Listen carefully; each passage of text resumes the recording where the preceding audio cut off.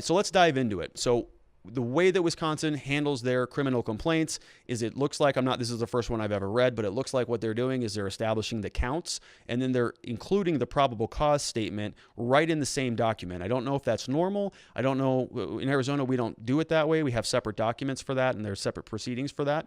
But this may be just, they may have included it on that so that the public could see it, because this is such a high-profile case. They're just saying, look, we're going to include the probable cause statement with the filing so that everybody can see it. This is where it starts. So let's dive into the meat and potatoes of the probable cause statement. So here, like I said, this is all clipped directly from the PDF. I just clipped it and threw it on a slide so that we can make sense of it and sort of break it down piece by piece. I'm going to read it, and then we'll do some quick analysis on it. All right, so the probable cause statement starts with, it says, your complainant spoke with these sergeants at the Kenosha Police Department who provided the following information. August 25th, we know curfew was imposed around 8 p.m. and they were located east of the I-94, Kenosha County, due to civil unrest. We all got that. August 25th, 11:45, shooting occurred. Here's what they're doing. They really need to establish location. So they need to explain where the shooting happened. In a previous video, I explained that it was right here. You can see here in the map, this is the corner of 63rd and Sheridan, where there is a car repair center. They're explaining where this happened. The reason why this is important is they have to establish jurisdiction. They have to establish some legal elements, and jurisdiction is one of them. So they are doing that. They're establishing that. They said that the man who was shot at this location was identified as Joseph Rosenbaum, transported to the local hospital, and died. Now, the curfew portion of this, everybody was violating it, right? So they didn't even charge him with that, with a curfew violation, because everybody was violating it. The cops knew it. I played it on a video previously. We saw that the cops actually even offered Kyle and some of the other people who were with him water bottles. You know, they knew they were there. They knew they were in violation of curfew, but nobody was enforcing it. So I really don't think that that is a big deal, or that opens the can. In other words, if he was, they're not going to claim that he was breaking the law, and therefore that invalidates his self-defense or any of those other doctrines. I don't see that happening. But technically they could, because he was in violation of the law, or they could at least try. Now, as a quick refresher, this is where both of the sort of groupings of the shootings took place. Really, in my opinion, I think this was one entire situation, one kind of continuous ordeal. The first shots happened here. We remember that Kyle was sort of running across. The shots happened here. He circled back around, popped out under the vehicle, and then he started running away this way. He gets chased, he gets knocked down. The shootings take place right about here, and then he runs up further towards the gas station convenience center up here, and that's when the cops kind of pass him by. And so, you know, it all happened pretty quickly. From the videos, it was a little bit hard to tell. We couldn't tell if it was really two separate incidents or not, but it all was looped together pretty quickly. So we had this part of the complaint. It goes on, and it says that in the course of investigating this incident, law enforcement reviewed the multiple videos, basically the same videos that we saw. They identified Kyle Rittenhouse. This is a very uninteresting portion of the complaint, because all they're doing is they're just establishing a couple things. One, they're identifying Kyle Rittenhouse. Two, they're identifying the location, the car source parking lot. They're explaining where Kyle's from. They're saying that they identified the gun, Smith & Wesson AR-15 style .223, and it holds 30 rounds, and they're basically, you know, listing out the parties, but there's not a whole lot to take away from this, not particularly interesting. The next paragraph is a little bit, right? So this is where we start to see that the probable cause statement, and to back up a little bit, the probable cause statement is written by the prosecutor's office, right? Why did they do this? Is this the police report? Is this the full police file? It's not. It's just a probable cause statement. So let's think about this. If you're charged with a crime, they need to have a reason to charge you with the crime. They can't just say, well, I don't like that person, so we're going to charge him with treason, right? That's what they did back in, the Middle Ages. A king would just say, yeah, I don't like that person, so we're going to charge him with a million crimes. There's no basis for it, but because somebody had that power, they did that, and they were able to sort of use that as an excuse to, eliminate their enemies. Well, in America, we have to have a basis for filing criminal charges against somebody due to the wisdom of our founders and the wisdom of our justice system. And what they're doing here is they're establishing the basis for the charges.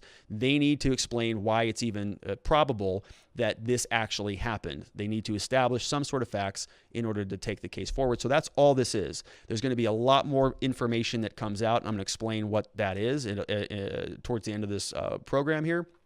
But for our purposes, just kind of know that there's a lot of information here and a lot to dissect, but this is just kind of the tip of the iceberg, and this is just enough to get them to the next stage. All right, so enough of that. So let's go back to it. It says the video shows that as they cross the parking lot, Rosenbaum now appears to throw an object at the defendant. The object does not hit the defendant, and a second video shows, based on where the object landed, that it was a plastic bag. Rosenbaum appears to be unarmed for the duration of the video. A review of the second video shows that the defendant and Rosenbaum continue to move across the parking lot and approach the front of the black car parked in the lot. A loud bang is heard on the video, then a male shouts, "F you." Then Rosenbaum appears to continue to approach, and the defendant gets in near proximity to the defendant. And when 4 more loud bangs are heard, Rosenbaum then falls to the ground. So I read that a little wrong. Rosenbaum appears to continue to approach the defendant and gets in near proximity to the defendant before 4 more loud bangs are heard. All right, so here is Rosenbaum, right? And this is a photograph that I found somewhere, one of the news articles or on Twitter or something. And this looks like Rosenbaum, right? This is the same guy that we saw in previous photos. He has a red shirt. As he's running through this area, you can't really see here. You are seeing him in a red shirt. It looks like him. That is a bag he's holding earlier in the night. That is the bag that is on the ground. And so, this part is interesting because they say that it was a plastic bag in the probable cause statement, but I would be curious did anybody pick that up and look in there and what was in there and why is he carrying this thing? If you look at that closely, it looks like there's some weight to that bag. It looks like it's heavy. I can't imagine that this guy, brought his lunch over to a riot or a protest, whatever he thought he was joining.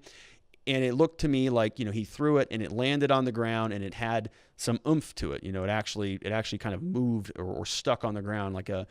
To me, it looked like what they were trying to do was, why is that doing that? They were trying to, actually use it as a weapon, almost like you would sort of swing it around and throw it. I forget what that weapon's called, but that's what it looked like to me. And there's also some interesting language here because it also says that, he's basically the aggressor here. Rosenbaum appears to continue to approach the defendant. He's approaching Kyle. He gets in near proximity to the defendant. He's throwing something at the defendant.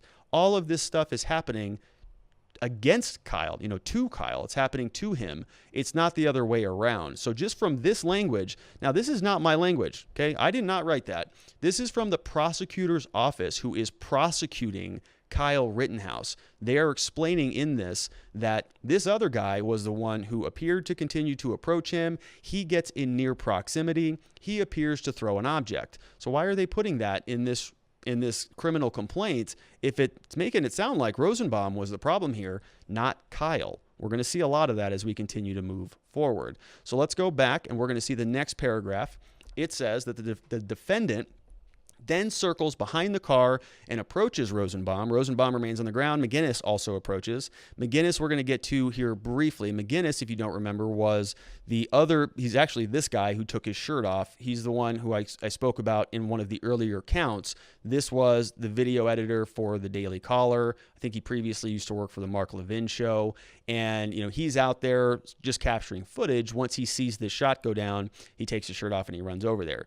Mcginnis also approaches, removes his shirt, and attempts to render aid to Rosenbaum. The defendant appears to get on his cell phone, which he is right there. He's holding the phone to his head and place a call. Another male approaches. The defendant turns and begins to run away. As the defendant is running away, he can be heard on the phone saying, "I just killed somebody."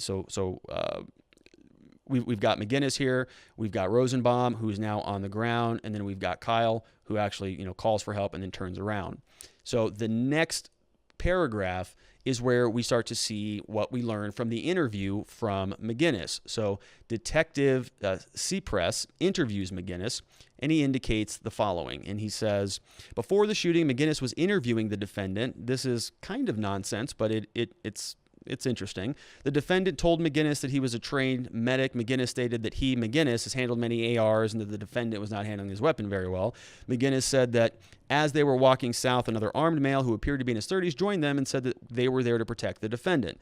Mcginnis stated that before the defendant reached the parking lot and ran across it, the defendant had moved from the middle of Sheridan Road to the sidewalk, and that is when Mcginnis saw a male, Rosenbaum, which is this fellow, when he saw Rosenbaum initially try to engage the defendant. So Mcginnis saw a male, Rosenbaum, initially try to engage the defendant, which mirrors the previous paragraph that says that Rosenbaum was essentially kind of going after him. Mcginnis stated that as the defendant was walking, Rosenbaum was trying to get closer to the defendant, When Rosenbaum advanced, the defendant did a juke move and started running. Mcginnis stated that there were other people that were moving very quickly. He said that they were moving towards the defendant. He said that according to what he saw, the defendant was trying to evade the individuals. So again, we're seeing language from the prosecutor that makes it look like Kyle Rittenhouse is somebody who was trying to get away from this whole situation. He said that Mcginnis says that he saw Rosenbaum initially try to engage the defendant. He said that Rosenbaum was trying to get closer to the defendant. The defendant, Kyle Rittenhouse, made a juke move, right? And in juke, you remember in football, you try to juke somebody out of their shorts and you try to get away from them. That's what a juke is. And then he started running. Others were moving towards the defendant, and the defendant was trying to evade those individuals. So not aggressive. He was fleeing. He was retreating. He was being pursued by a number of other people. And why is he being charged with a crime again? For this one? All right, well, let's move on. So Mcginnis described the point where the defendant had reached the car. Mcginnis described that the defendant had the gun in a low ready position, meaning that he had the gun raised but pointed downward. The butt of the gun would have been at an angle downwards from the shoulder. Mcginnis stated that the defendant brought the gun up and that he stepped back, and he thinks the defendant fired 3 rounds in rapid succession. Mcginnis said that when the first round went off, he thought it hit the pavement. Mcginnis felt something on his leg. He first thought he was shot. He was wondering if he gotten shot. Mcginnis was behind and then slightly to the right of Rosenbaum in the line of fire, and that's where he was when the defendant shot. So when you watch the video, this is a screen grab that I took. It's super blurry, but you can see it in motion. This is Rittenhouse. Remember, they run this way, and they kind of go back behind this black car here.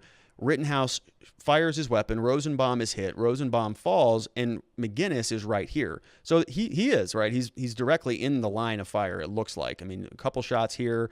He's sort of in between these two vehicles, so presumably, he is in the line of fire when the defendant shot. Now, I think that is accurate, right? I mean, he was there, which is why they're charging him with first-degree recklessly endangering another safety with the use of a dangerous weapon.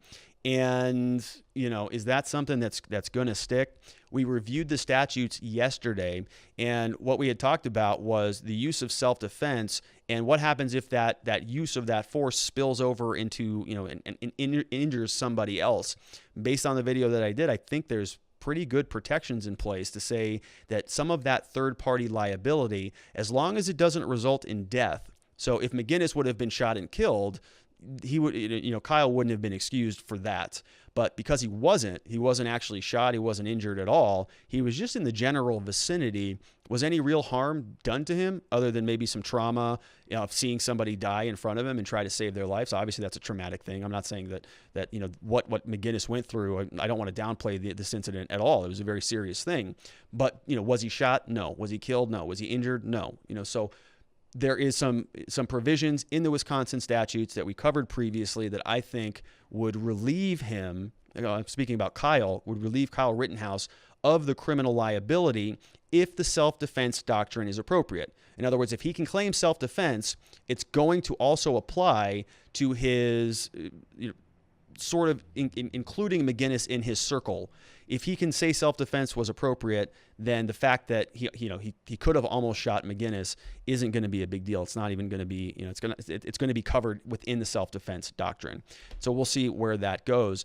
But I don't think that count 2 is even particularly strong on that. I mean, he was in the line of sight, but I think the self-defense doctrine is going to supersede that charge. And there were a couple interesting things to note on this one.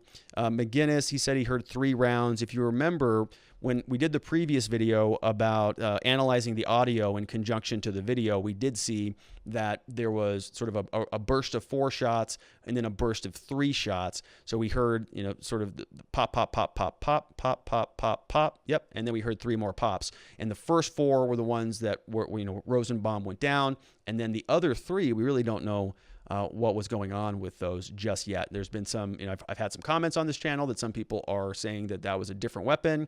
Very well could have been. We remember that when we see Kyle at the very end of this ordeal get up and start walking to the police, it sounds like there's a lot of other gunfire going on in the background. So we know that there were other people shooting. We know that the first shot, from what we can tell, was from a handgun that was in the first part of that video. We saw that. We covered that in the previous video. But the point is there was a lot of bullets going off, and really nobody knew what was happening with that.